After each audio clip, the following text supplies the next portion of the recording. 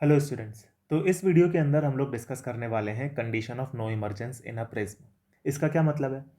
तो इसको मैंने क्वेश्चन की फॉर्म में आपके सामने पुटअप किया है, तो हम इस क्वेश्चन को पढ़ते हैं। तो देखिए, क्वेश्चन ये है कि find the relation between A and mu such that any light रे entering the prism does not come out of the second refracting surface. इसका क्या मतलब है? इसको सिंपल लैंग्वेज में हम लोग समझ लेते हैं।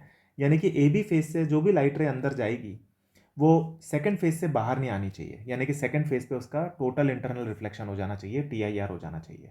ये कंसेप्ट है। ठीक है। तो हर बार की तरह मेरी रिकमेंडेशन स्टूडेंट्स आप लोगों को यही है कि आप एक बार वीडियो को पॉज करके एक बार खुद से ट्राई कर लें और फिर उसके बाद में मेरा सॉल्यूशन देखें। ठीक है स्टूडेंट्स, तो मैं होप कर रहा हूँ आपने ट्राई कर लिया है। तो इसको सॉल्व करते हैं। देखिए, हमको सेकंड सरफेस AC के ऊपर TIR करवाना है और लाइट रे जो है वो डेंसर मीडियम से रेयरर मीडियम में जा रही है। ये है रिफ्रैक्टिव इंडेक्स, ये डेंसर मीडियम है, बाहर हमने एयर माना हुआ है जो कि रेयरर मीडियम है। तो डेंसर मीडियम से रेयरर मीडियम में जाते वक्त ही TIR की पॉसिबिलिटी होती है और हमको यहाँ पर TIR करवाना है।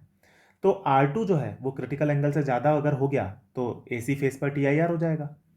अब क्वेश्चन ये खड़ा होता है कि क्या केवल इतना बोलना सफिशियंट है कि R2 greater than critical angle?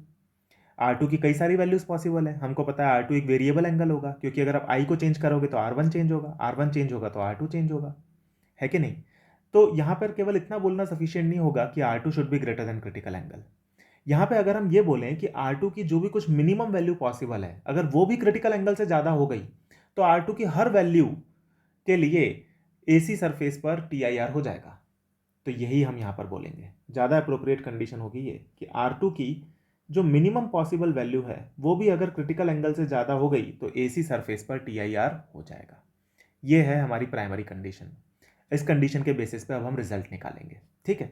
अब हम यहाँ पे बोल सकते हैं कि जब R2 मिनिमम होगा तब R1 मैक्सिमम होगा।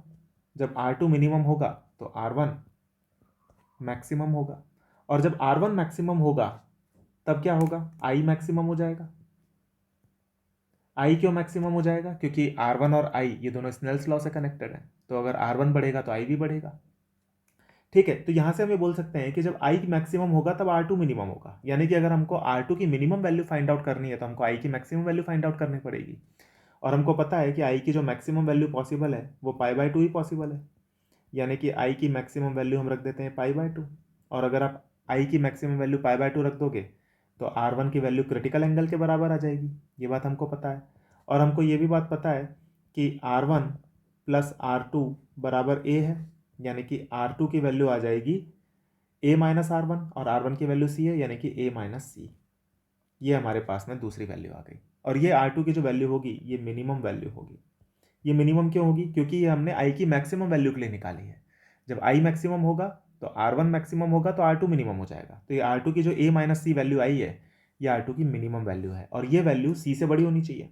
यानी कि हम ये बोल सकते हैं कि अगर हमको सेकंड सरफेस पे TIR करवाना है तो A minus C should be greater then C। तो इसको फर्दर सिंप्लीफाई करके हम बोल सकते हैं कि A should be greater then 2C। ये है वो कंडीशन जो कि अगर सेटिस्फाई होती है तो सेकंड सरफेस पे हमेशा TIR हो जाएगा, independent of any value of i की आप कोई भी वैल्यू ले लो, जो रे अंदर जाएगी वो AC से बाहर नहीं आ पाएगी। ये है वो कंडीशन ऑफ नो इमरजेंस। तो इसको आपको इसी फॉर्म में याद रखना है। ठीक है स्टूडेंट्स, तो A ग्रेटर देन 2C ये कंडीशन है, कंडीशन ऑफ नो इमरजेंस। इसको फर्दर सिंप्लीफाई किया जा सकता है, जो आप लोग भी आसानी से कर सकते हैं। जैसे A will be greater than 2 times sine inverse 1/μ, ये हमारे पास में रिलेशन बन जाएगा। इसको हम बोल सकते हैं कि A/2 should be greater than sine inverse 1/μ।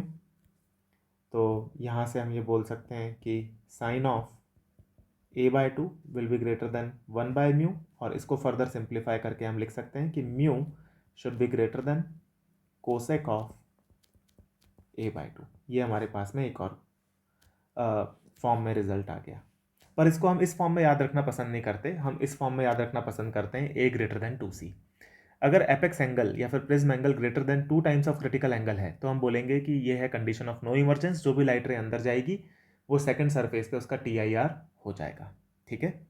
तो इसको आप रिवाइज कीजिए और इस रिजल्ट को हमने कैसे डिराइव किया ये भी आप समझिए। ये डेरिवेशन भी इंपॉर्टेंट है, क्योंकि कई सारे क्वेश्चंस आपको ऐसे मिलेंगे जो कि स्ट्रेट फॉरवर्ड नहीं होंगे, जिसके अंदर ट्विस्टेड कंडीशंस होंगी।